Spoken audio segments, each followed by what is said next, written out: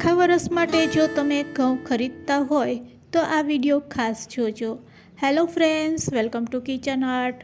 શું તમારે પણ ઘઉં સાચવવા છે પણ બીક લાગે છે કે તેમાં જીવાત પડી જશે?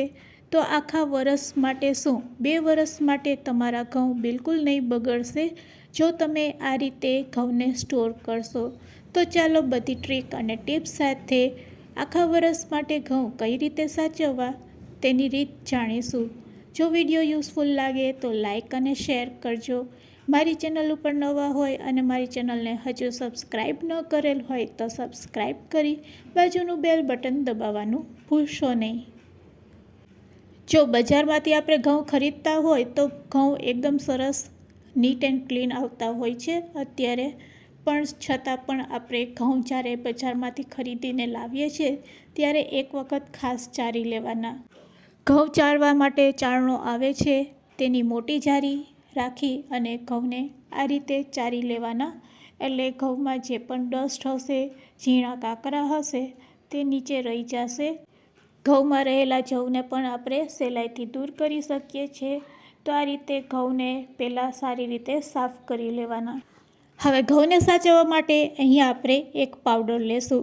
ઘણા લોકો એરંડિયું વાપરતા હોય છે, જેને આપણે કસ્ટર્ડ ઓઇલ કહેતા હોય છે, પણ આજે આપણે પાવડરનો ઉપયોગ કરીશું અને એ પાવડરનું નામ છે બોરિક પાવડર। બજારમાં ખૂબ જ સહેલાઈથી બોરિક એસિડ પાવડર મળી જાય છે અને તેનો ઉપયોગ કઈ રીતે કરવો, કેમાં કરવો તેની સૂચના પણ આપેલી હોય છે। સૂચનામાં એ પણ લખેલું હોય છે કે આ પાવડર ઝેરી નથી, એટલે મનુષ્ય માટે તે નુકસાનકારક નથી।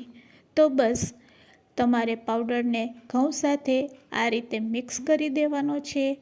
મિક્સ કરવાથી ઘઉંમાં ભેજ નથી લાગતું, અને જો ભેજ નહીં લાગશે, ભેજના લીધે જ ઈયળ અને જીવાત અને ધનેરા પડે છે।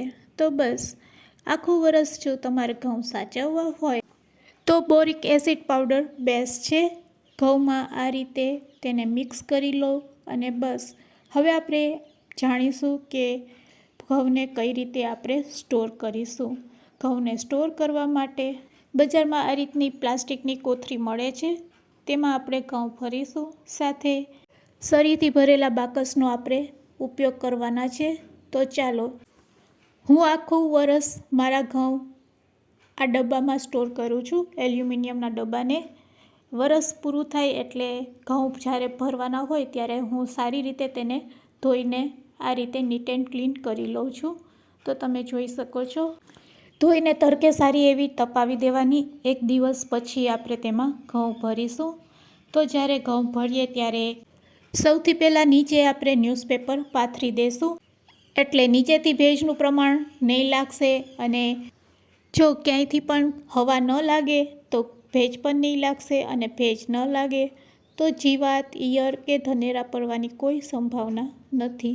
તો બસ પ્લાસ્ટિકની કોથળીમાં જો તમે આ રીતે એલ્યુમિનિયમ ડબ્બામાં ઘઉં ભરશો તો 1 વર્ષ નહીં પણ 2 વર્ષ સુધી તમારા ઘઉં છે તે બગડશે નહીં। બસ અહીંયા કરવા લીમડાની પણ તમારે જરૂર નહીં પડશે। કરવા લીમડાની જગ્યાએ તમારે સરીથી ભરેલા બાકસ અહીંયા ગોઠવવાના છે, અને બાકસ ગોઠવ્યા પછી કોથળીમાં હવા ન રહે તે રીતે હવા કાઢીને આપણે એકદમ ટાઈટ આ રીતે કોથળીને પેક કરી લેશું। ઉપરથી ફરીથી આપણે ન્યૂઝપેપર આ રીતે ગોઠવી દેશું। ન્યૂઝપેપર ગોઠવ્યા પછી ડબ્બાને આપણે બંધ કરી દેશું। તો હવે તમે સમજી ગયા હશો કે આખું વર્ષ જો ઘઉં સાચવવા હોય તો તમારે શું કરવાનું છે। એલ્યુમિનિયમના ડબ્બાને સારી રીતે ધોવાનો છે, ધોયા પછી તડકે તપાવવાનો છે, તડકે સારી રીતે તપાવ્યા પછી ડબ્બાના તળિયે ન્યૂઝપેપર પાથરવાનું છે, પછી પ્લાસ્ટિકની કોથળી લેવાની છે, તેમાં ઘઉં ભરવાના છે, અને ઘઉં ભરાઈ જાય એટલે તેમાં આપણે બાકસ રાખવાના છે સરીથી ભરેલા, અને સરીથી ભરેલા બાકસ રાખ્યા પછી કોથળીમાં હવા ન રહે તો એ રીતે તેને આપણે ટાઈટ બાંધી દેવાની છે, અને પછી ફરીથી ન્યૂઝપેપર પાથરવાનું છે, અને પછી ડબ્બાને બંધ કરી દેવાનો છે। જો આ રીતે તમે ઘઉં સાચવશો તો જીવાત નહીં પડશે। તો 2 વર્ષ માટે આવા ને આવા જ ઘઉં ખાઈ શકાય। તેના માટે બોરિક એસિડ પાવડર બેસ્ટ છે. જ્યારે પણ લોટ દળાવો ત્યારે એક વખત તેને સારી રીતે મોટા ચાળણાથી ચારી લેવાના, એટલે તેમાં રહેલો પાવડર છે તેને તમે દૂર કરી શકો. હાથેથી થોડાક મસળીને તમારે ચારવાના, એટલે તેમાં રહેલો પાવડર તમે દૂર કરી શકો છો. પાવડરને દૂર કર્યા પછી તમે તેનો લોટ દળાવી શકો છો. તો આજની શીખારેલી ટિપ્સ તમને કેવી લાગી તે મને કમેન્ટ્સમાં જરૂરથી કહેજો. વિડીયોને એન્ડ સુધી જોયો હોય તો એક લાઇક જરૂરથી આપજો, અને મારી ચેનલને સબસ્ક્રાઈબ ન કરેલ હોય તો સબસ્ક્રાઈબ જરૂરથી કરી લેજો. અને હા, તમારા ફ્રેન્ડ્સ, મિત્ર અને ગ્રુપમાં શેર કરવાનું ભૂલશો નહીં. Thanks for watching. ફરી મળીશું એક નવા જ વિડીયો સાથે.